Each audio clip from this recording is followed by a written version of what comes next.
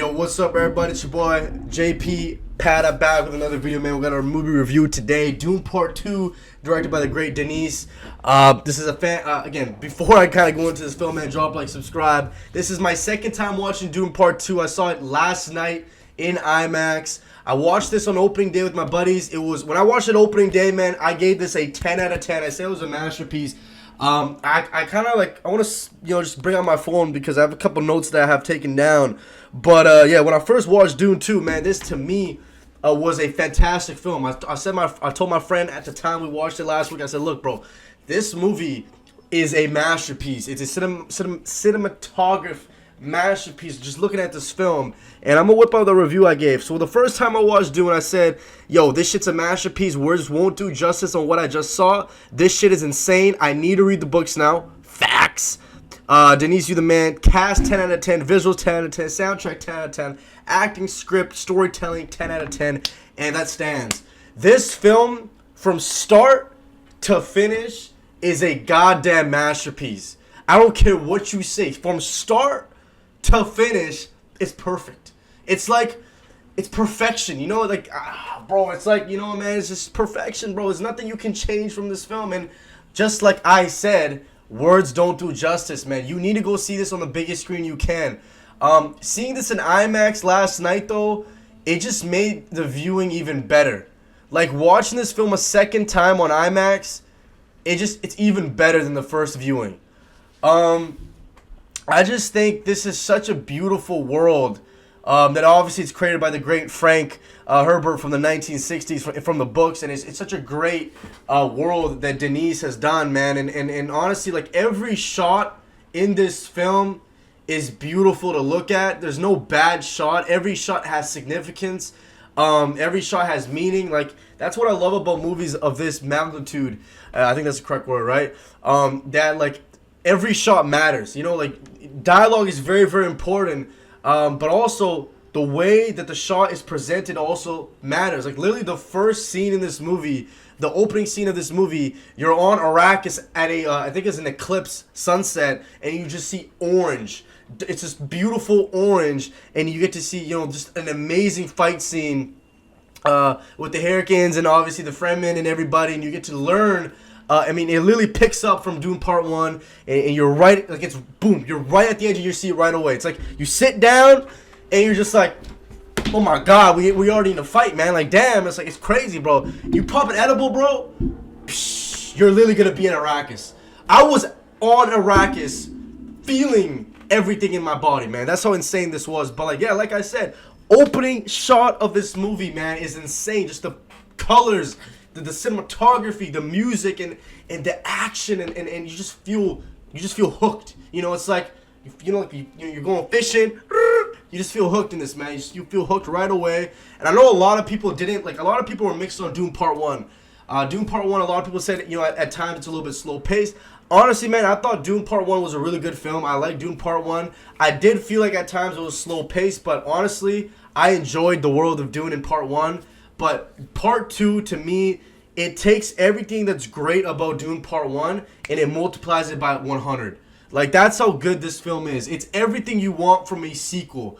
The thing is, you want every movie to be better than the last movie, and Dune Part 2 does that, in my opinion. It is better in every way possible than Dune Part 1.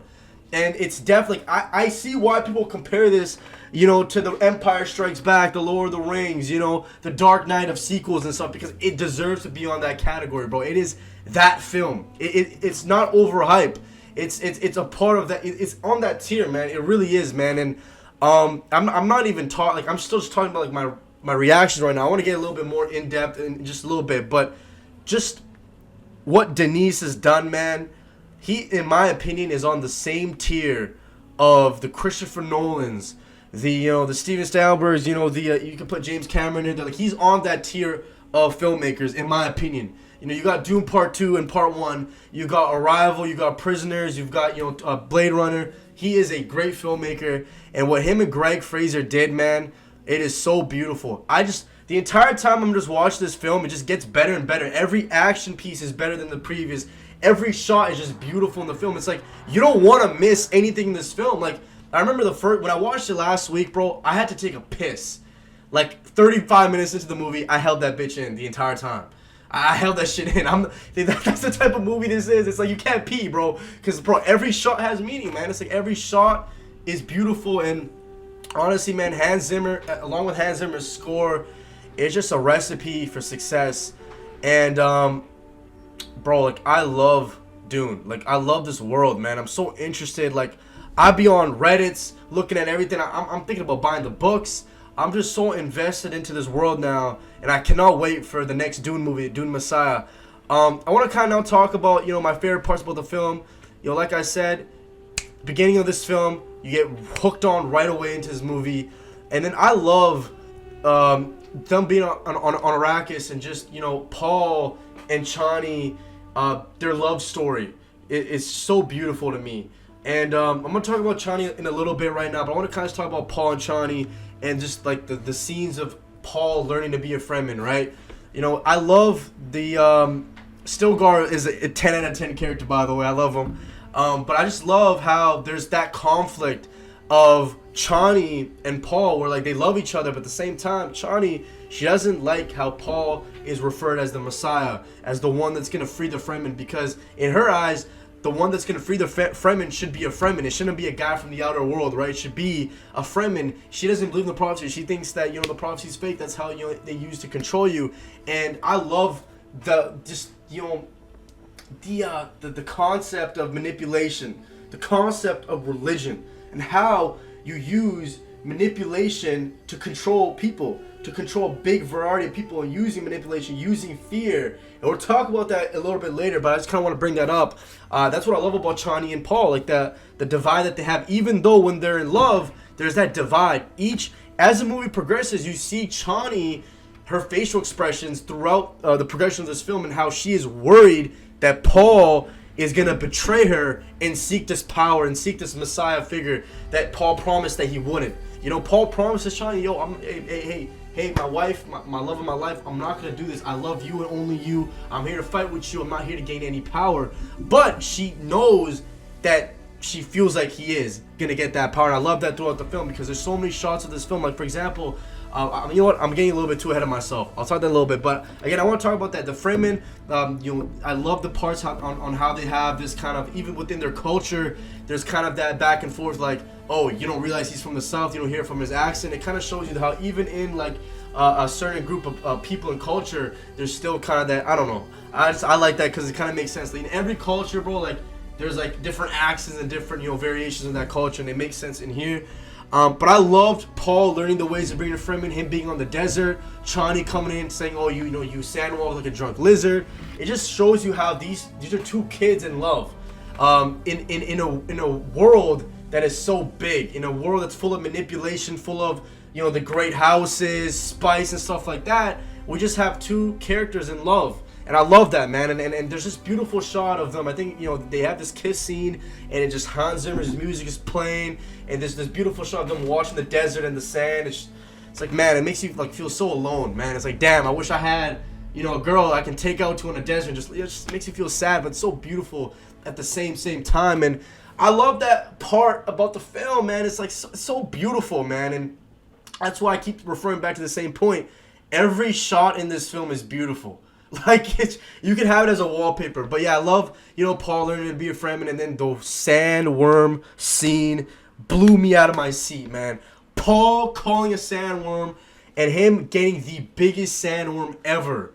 And you get like Stilgar and his boys, they're convinced that Paul's the Messiah. They're convinced he's the one because it's as written, And again, like I said, Chani, we see her feel worried for Paul, but at the end, she kind of has this, her face is like, she has this look of fear on her face because she's starting to realize that Paul is becoming the Messiah figure to everyone else. Everyone is starting to believe that Paul's the Messiah.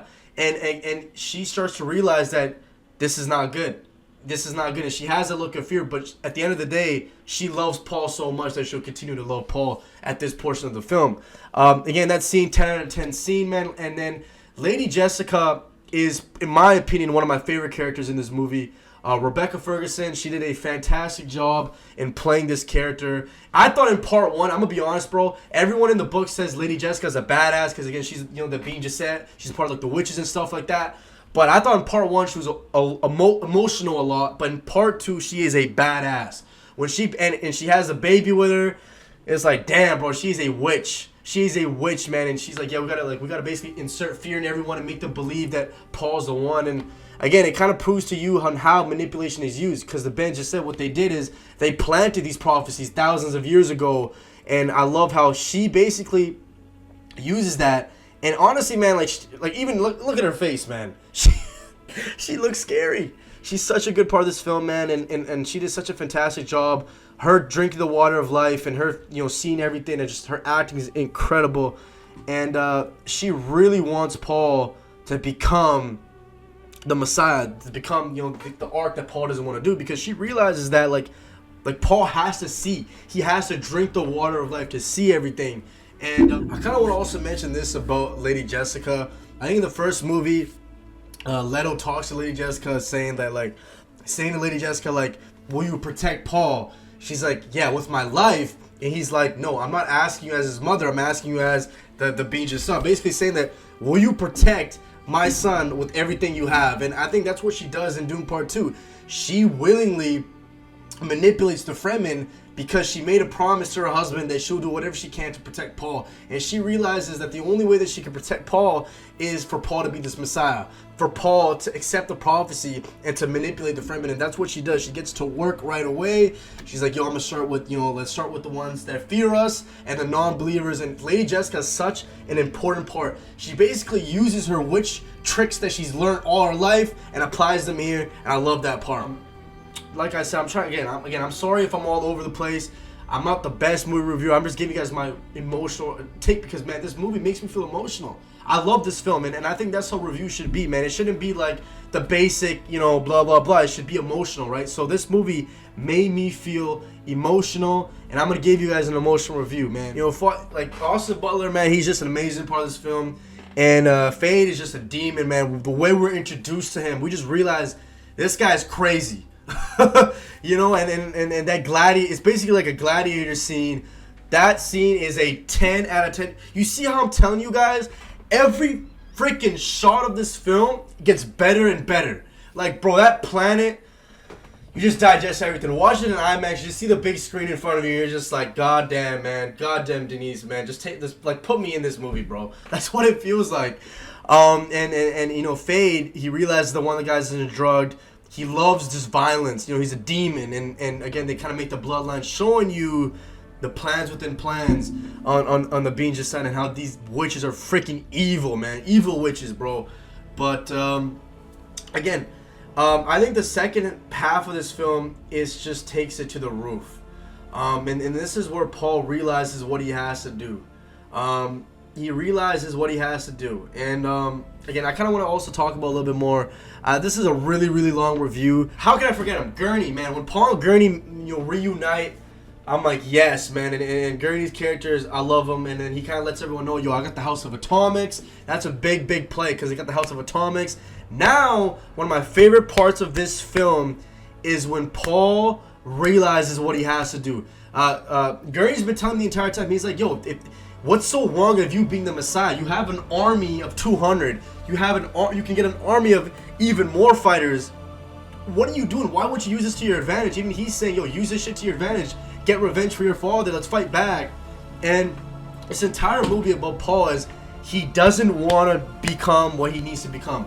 He knows what's going to happen if he becomes this Messiah figure. He sees billions of people dying, them saying his name. He's scared that he's going to lose Chani. But then it's just, he's got these visions, man. And I love that about his arc because this is not a hero. This is not a hero, but it's also not a villain. Everyone's saying, yo, Paul's a villain. No, he's not a villain. He's like, you could say he's an anti-hero, but he imagine seeing so many visions of the future, and you're just, it's like a gift and a curse, man. You're stuck with so much knowledge, but it's like you realize that you have to become evil to do good. How do I explain this better? It's like you can't win, basically. It's like he knows that this is what he has to do, but he also knows that because of what he does, there's significant consequences and there's no way he can escape it. And when he takes the water of life, his visions, they come clear. He must know his past to know his future. That's a big line, because he has to know his past. And what his past is that he's a part of the Hurricane bloodline. His mom was the daughter of the Baron, so he realizes that, yo, I am related to the bad motherfuckers. And that's a big part. That's going to help make the future clear. And he finally sees the future. He finally sees all these visions. He realizes that he must take the water of life. To me, that's the biggest change in Paul's character. Paul, our protagonist, goes through a character arc in our time, and we see that right there. We know what Paul must become. And the shot of Paul cloaked up, going there to drink the water of life. Oh my God, we realize that this is a different Paul. And he drinks the water of life. We see everything, you know, and he finally learns everything. And then one of my favorite parts about this movie, man, is, again, Chani. She does not think Paul is the one, and I just love that about her. I love her character. When you watch this movie a second time, you really, really get to kind of digest everything. You know, you really just get to notice everything about her character. And I really think Chani's a really good character, man. Her just facial expression throughout this film is amazing. You know, she gives her, you know, the desert tear. And again, still Gosling as written, man. Still just the GOAT. But this is where the movie really changes its course, man. And we realize that, yeah, Paul has become everything we feared he would become. And it puts you on the edge of your seat, because now you realize that there's going to be the war. The war that we've been seeing through these visions from Dune Part 1. The war that just keep bringing up. There's going to be war, and we finally see it. The scene where Paul walks into the Ward Council, cloaked up, and he just sees so many people with the knife. And that scene is just so badass. He's got his cloak on, Hans Zimmer's score playing in the background, the shot, and then you have Greg Fraser's cinematography. Man, pure cinema right there, man. And then obviously him saying, I am Paul Mohi Atreides, Duke of Arrakis. And then you see, you know, Gurney, he's proud of Paul because, you know, he's getting revenge. And it's just a beautiful scene. And then he basically kind of proves to everyone, you know what, guys? Fuck you guys. I'm your Messiah. Let's fucking go to war. Long live the fighters. And it's just beautiful, man. And then Chani, she's in disgust of everything. And again, she basically, at this point, she knows that Paul has become what he promised he wouldn't. And to me, it kind of breaks the rift between their love.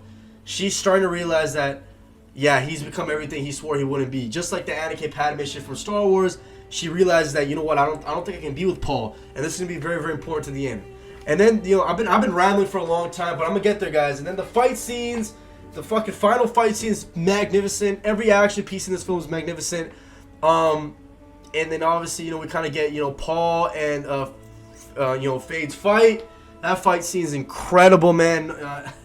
Seeing that in IMAX is amazing. And, dude, just Paul Atreides is him. He got it back in blood. Like, say what you want, man. He killed the Baron. You know, he made the Emperor kiss his ring. He took the Emperor's daughter. You know, he's fucking the Freeman chick. He's bagging this bitch. This man's a fucking GOAT. He's a GOAT. But kind of wrap up the film, we kind of have the shot of Chani leaving, because she's basically disgusted. She knows that the Holy War started, and that's what Lady Jessica says to her baby that's impregnated Paul's sister. She's like, yeah, your brother has started the Holy War with the Great Houses, and that's where kind of the movie ends, with Chani being in disgust, leaving with this, you know, calling a sandworm, and we just get to see that beautiful soundtrack playing at the end. And I have a theory. I didn't read the books, by the way. I kind of know a little bit, but I didn't read the books.